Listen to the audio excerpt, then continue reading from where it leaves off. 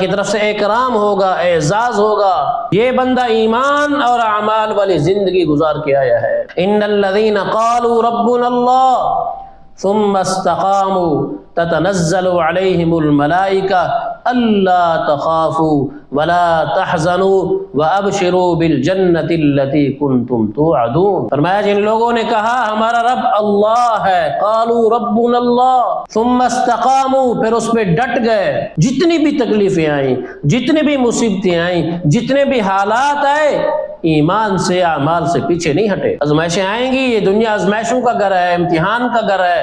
اللہ کی طرف سے اعلان ہے احسب الناس ان یترکوا ان یقولوا آمنا وهم لا یفتنون۔ ایمان لے آئے، یہ لوگ ایمان لے آئے تو کیا ان کو آزمایا نہیں جائے گا؟ ضرور آزمایا جائے گا۔ وَلَنَبْلُوَنَّكُمْ بِشَيْءٍ مِّنَ الْخَوْفِ وَالْجُوعِ وَنَقْصٍ مِّنَ الْأَمْوَالِ وَالْأَنفُسِ وَالثَّمَرَاتِ وَبَشِّرِ الصَّابِرِينَ۔ اللہ فرماتے ہیں ہم ضرور آزمائیں گے، کبھی خوف دے کے، بِشَيْءٍ مِّنَ الْخَوْفِ والجوع، بھوک دے کے، بھوک بھی آئے گی، ونقص من الاموال، اور مالوں میں بھی کمی آئے گی، مالوں میں آندھی آئی، طوفان آیا، سب کچھ ختم ہو گیا۔ حضرت ایوب علیہ السلام کو اللہ نے آزمایا یا نہیں آزمایا؟ وقت کے نبی ہیں، اللہ نے آزمایا، سب مال لے لیا، سب اولاد لے لی، ساری نعمتیں لے لی، بیماری آ گئی، ایک روایت کے مطابق 18 سال حضرت بیمار رہے، بیوی کے علاوہ سب کو چھوڑ گئے، لیکن اللہ کی طرف سے جو آزمائشی حضرت نے صبر کیا۔ اور اللہ کی طرف سے ہمیں بھی کیا حکم ہے کہ تکلیفیں آئیں تو صبر کرنا ہے۔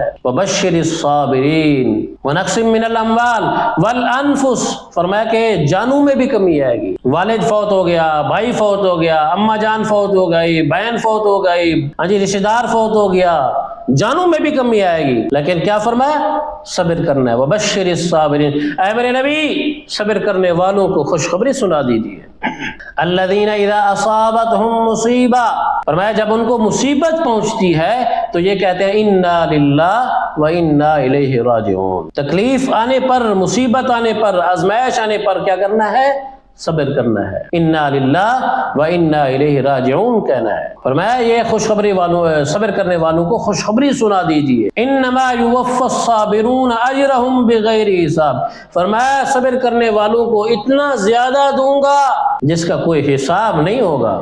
یوفی الصابرون اجرہم بغیر حساب، جس کا کوئی حساب نہیں ہوگا۔ تو میں عرض کر رہا تھا ایمان اور اعمال والی زندگی، جنہوں نے کہا ہمارا رب اللہ ہے، پھر اس پہ ڈٹ گئے، تکلیفیں آئیں، مصیبتیں آئیں، لیکن ڈٹے رہے، ثم استقاموا تتنزل علیہم الملائکۃ الا تخافوا ولا تحزنوا، موت آنے پر فرشتے حاضر ہوتے ہیں اور کہتے ہیں لا تخافوا، آئندہ کے جو مراحل آ رہے ہیں، قبر ہے، حشر کا میدان ہے، جو مراحل آگے آئیں گے موت کے بعد، اس پر کوئی خوف نہیں کرنا، کوئی ڈرنا مرنا نہیں ہے، ہاں ڈرنا نہیں ہے۔